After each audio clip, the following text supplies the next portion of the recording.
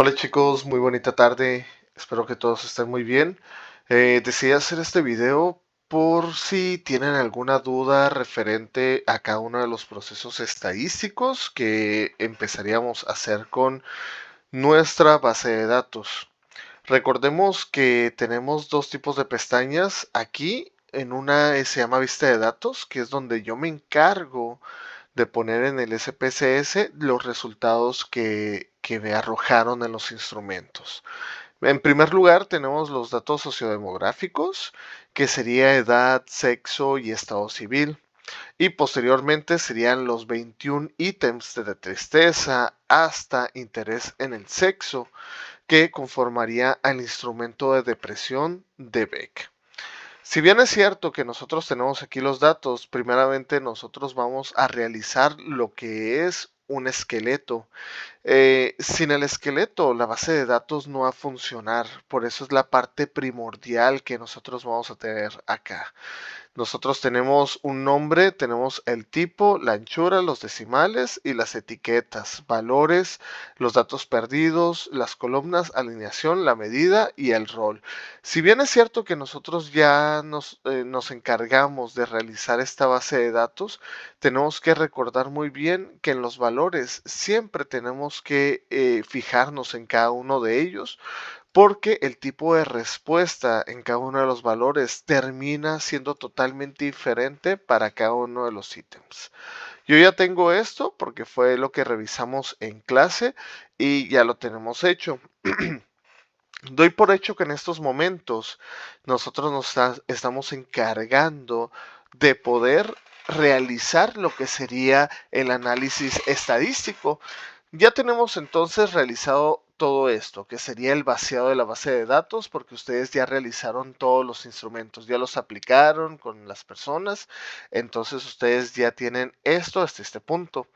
Yo tengo aproximadamente lo que serían 720 casos, porque así me lo demandó mi investigación, pero en el caso de ustedes que fueron cinco instrumentos por cada integrante del equipo, también sigue siendo lo mismo. No importa que tantos datos ponga, va a seguir siendo lo mismo. Le voy a dar en el primer dato estadístico que sería analizar. Nos iríamos a estadísticos descriptivos y aquí yo sacaría las frecuencias.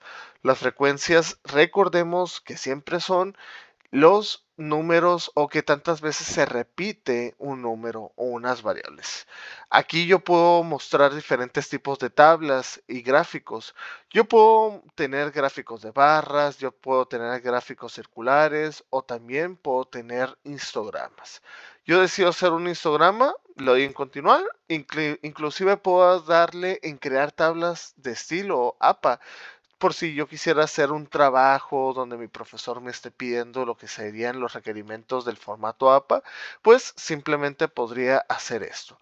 Entonces lo voy a aceptar.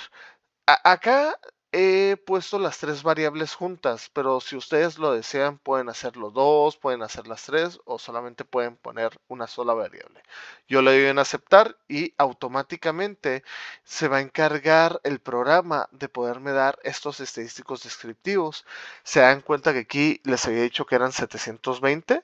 Bueno, significa que yo tengo en estadísticos de edad, de sexo y en estado civil 720 y no tengo ningún dato perdido. Significa de que yo pues efectivamente puse todos los datos y se me quedó ninguna celda en blanco. En edad, en la N, pues significa que entonces yo tengo acá qué tanto son los números de personas que tengo en estos momentos. Los números son de los 720, pero se encuentran registrados con diferentes edad. Si nos damos cuenta aquí, la moda, que es el número que más se repite, fue el de 20 años, con un total de 312, que es la N, con un 43.3%. Y el número que menos se repitió fue 22 años con solamente 24 casos y 3,3%. En sexo también fueron 384 mujeres, que es el porcentaje más alto, y fueron 53.3% a comparación de los hombres. En estado civil, nos damos cuenta entonces que la entrevista de estos números está correlacionado entre gente joven, están solteros, solamente 120 estuvieron casados y 216 en noviazgo. Y me aparecen aquí los histogramas donde yo decidí ponerle que había una media, una desviación estándar y una N de 720. Ya tengo lo que serían las frecuencias, que es qué tanto se repite. Y ustedes me van a preguntar, oiga, profe, pero ¿cómo sacó lo que es la media de la desviación estándar? Pues solamente cerramos esto, nos vamos a analizar estadísticos descriptivos otra vez, el mismo proceso que hicimos hace un momento, y nos vamos acá en estadísticos. Yo puedo poner aquí media, mediana o el modo o la moda. También puedo agregar la desviación estándar, la varianza o el rango si yo quisiera hacerlo, el mínimo o el máximo para saber la dispersión de los datos. La dispersión, recordemos, si es que los datos están agrupados o los números están desagrupados la síntesis, perdón, de que los datos estén muy juntos o que sean muy dispersos. Significaría que se fueran muy dispersos, que los números se encuentran hacia los lados o los casos se encuentran hacia los lados. Digamos que voy a ponerles un ejemplo de que las personas en la edad, aquí los datos están súper agrupadísimos. ¿Por qué? Porque se encuentra entre 18, 19, 20 y 21 años, 22 años como tal. Tenemos un rango entonces de 5 años de edad. Pero si yo aplicara un instrumento, porque en este caso lo hice con universitarios, este estudio, si yo lo hiciera con un instrumento igual de Beck, pero me encargara de entrevistar y de aplicar ese instrumento con personas que se encontraran en la calle, por ejemplo, los números podrían estar dispersos. ¿Por qué? Porque se pueden encontrar gente de 18 años hasta 65 años y pues ese podría ser un sesgo a la mejor, pero también nos podría dar como indicadores de quién probablemente podría tener más probabilidad de generar depresión y ya nos podríamos decir si los adultos jóvenes, los adultos en edad media, por ejemplo, en una edad que sea un poco más media, o personas que se encuentran en una tercera edad. Entonces podríamos decir que es adultez temprana, adultez media y la parte de la tercera edad. Nosotros podríamos ir poniendo esos rangos si ese fuese el caso, pero ahorita no nos va a servir muchísimo porque lo estamos haciendo más que nada con personas de una edad totalmente similar. Bien, ya tenemos entonces lo que serían los estadísticos descriptivos y ya pusimos los que son los que nos conviene a nosotros, como media, mediana, la moda, cuál es lo mínimo, cuál es lo máximo en una cuestión de datos. Ahora vamos a ir a algo que es interesante. ¿Cómo puedo correlacionar? Correlacionar implicaría entonces que es cómo se está relacionando una variable con otra variable. Vamos a irnos a analizar estadísticos descriptivos. Nos vamos a tablas cruzadas. En vez de frecuencia, como lo hicimos ahorita, nos vamos a ir a tablas cruzadas. Y voy a encontrarme con eso.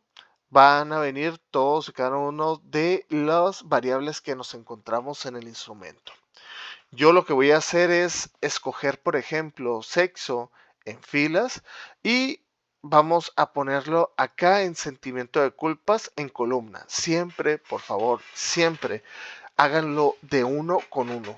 Y como son tres variables que son de, por ejemplo, estados sociodemográficos, que sería edad, sexo y estado civil, los puedo relacionar con tristeza, pesimismo, con los 21 ítems. Yo les dije que en algún momento podrían hacerlos los tres. Y sí, efectivamente, tenemos que hacer estos tres datos sociodemográficos con todos estos que serían en los ítems del instrumento de depresión de Beck. ¿Qué es lo que puedo hacer como una estrategia? Entonces, esa edad lo puedo hacer con los primeros 7. Estado civil con los otros 7, de las 8 a las 14. Y los otros lo puedo hacer de la 15 hasta la 21.